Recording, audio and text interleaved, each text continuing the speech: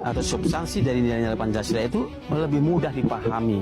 Namun di tengah globalisasi, bagaimana Indonesia mampu menjadikan Pancasila sebagai jati diri dan eksistensi Pancasila harus terus dijaga di tengah era globalisasi untuk menjaga segala potensi.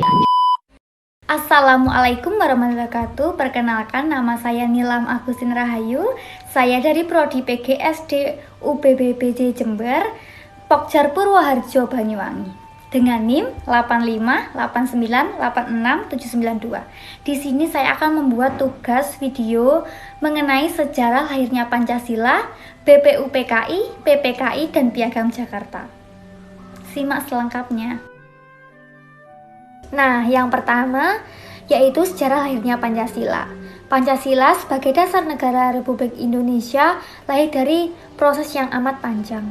Gagasan ini dirumuskan dalam sidang BPUPKI atau Badan Usaha-Usaha Persiapan Kemerdekaan Indonesia yang pertama pada tanggal 29 Mei sampai 1 Juni 1945. Dan dalam sidang ini ada beberapa tokoh yang menyampaikan pandangan mengenai dasar negara. Pada tanggal 1 Juni 1945, Insinyur Soekarno menyampaikan pidato yang berjudul Lahirnya Pancasila, yang berisi 5 asas negara, yaitu kebangsaan, internasional, mufakat, kesejahteraan sosial, dan ketuhanan. Yang kedua, saya akan membahas mengenai BPUPKI dan PPKI. BPUPKI dibentuk oleh Jepang pada tanggal 29 April 1945 yang bertujuan untuk mempersiapkan kemerdekaan Indonesia. Dan BPUPKI mengadakan 2 sidang utama, yaitu yang pertama membahas dasar negara dan merancang undang-undang dasar. Dan setelah itu dibentuklah PPKI, Panitia Persiapan Kemerdekaan Indonesia. Dan pada tanggal 7 Agustus yang bertugas menindaklanjuti BPUPKI.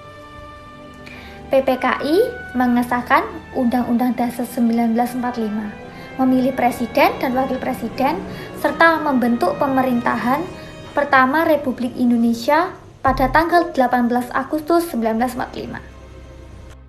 Yang terakhir, saya akan membahas tentang Piagam Jakarta.